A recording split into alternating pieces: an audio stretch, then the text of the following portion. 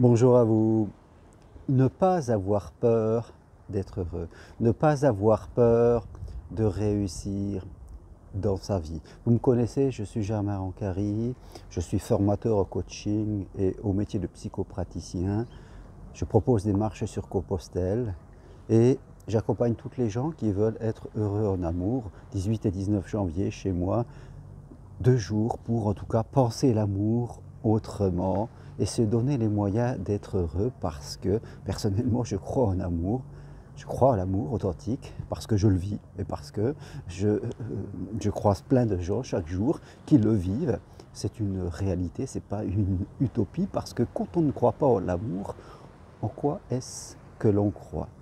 Et c'est vrai qu'il y a une peur dont on n'en parle pas souvent, c'est cette fameuse peur de réussir, cette fameuse peur d'être heureux parce que quelquefois réussir et être heureux, eh bien ça nous oblige à penser de façon différente, ça nous oblige aussi à remettre en cause notre quotidien, à quelquefois aller parler à des personnes, à des gens qui ne sont pas trop d'accord, qui pensent que la vie c'est pas facile, que la vie c'est le labeur, hein, que l'argent c'est difficile, qu'il y a des injustices dans le monde. C'est vrai qu'il y en a, mais il y a aussi plein de justice, il n'y a pas que de la justice.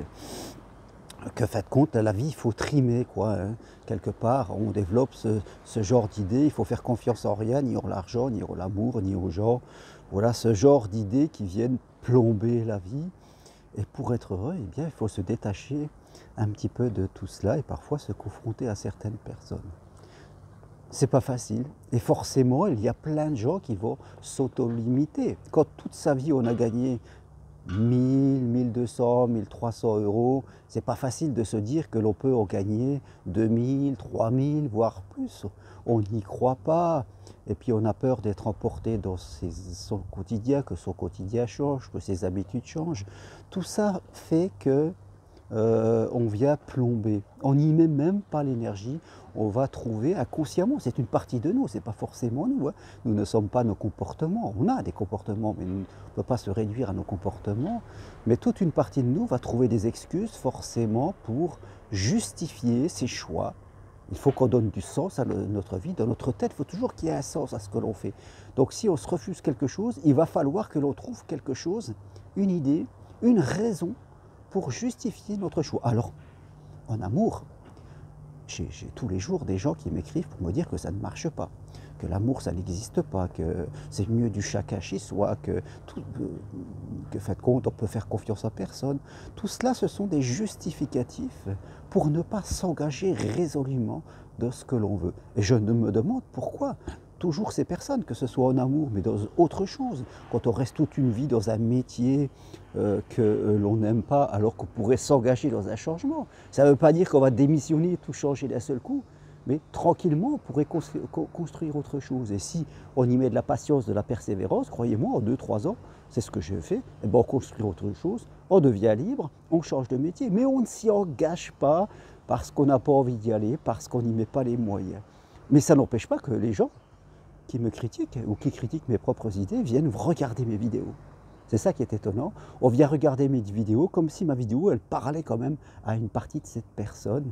Et ce que j'ai envie de dire à toutes ces personnes qui ne croient pas au bonheur et qui ne croient pas à l'amour, vous faites vos choix de vie, vous avez raison pour vous, et c'est tout à fait respectable, mais s'il vous plaît, ne dégoûtez pas les autres. Ne faites pas de ce que vous pensez une vérité absolue quelque part, et n'allez pas en tout cas dire à ceux qui ont envie d'y croire, dire aux jeunes que l'amour n'existe pas et que dans la vie on peut faire confiance à personne, et il faut faire du chacun chez soi, et que l'argent c'est sale, ce genre d'idée.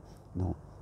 Je crois que méfiez-vous en tout cas des vents contraires que l'on peut avoir à l'intérieur de nous, et on peut avoir un vent favorable, le vent du désir qui nous fait regarder vers le haut, vous voyez, le vent du désir, et puis le vent de la peur qui nous fait regarder nos pieds, qui nous fait, je dirais, avancer. Il faut accepter souvent cette dualité à l'intérieur de nous, mais surtout rester axé vers, je dirais, le côté désir, le côté positif de la vie, tout en acceptant le côté négatif, parce qu'on a les deux à l'intérieur de nous. Mais dès qu'on se fait bouffer par la partie qui ne veut pas, qui devient trop présente et majoritaire à l'intérieur de nous, forcément la vie va se réduire aux miettes. On va trouver plein d'excuses, plein de justificatives. On va être un semeur d'idées noires, un semeur de négativité pour nous et pour les autres. Et franchement, c'est pas terrible.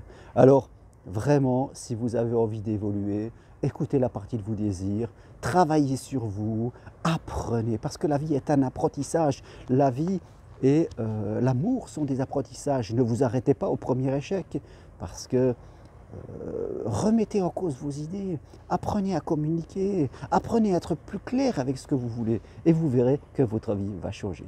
Bon, je continue mon petit périple ici sur la Costa Brava. Je prépare mes prochaines marches sur le chemin de Compostelle, comme vous le savez. Toutes les infos sur ce que je propose sur mon site germainroncari.com. À bientôt, merci d'être là et au revoir.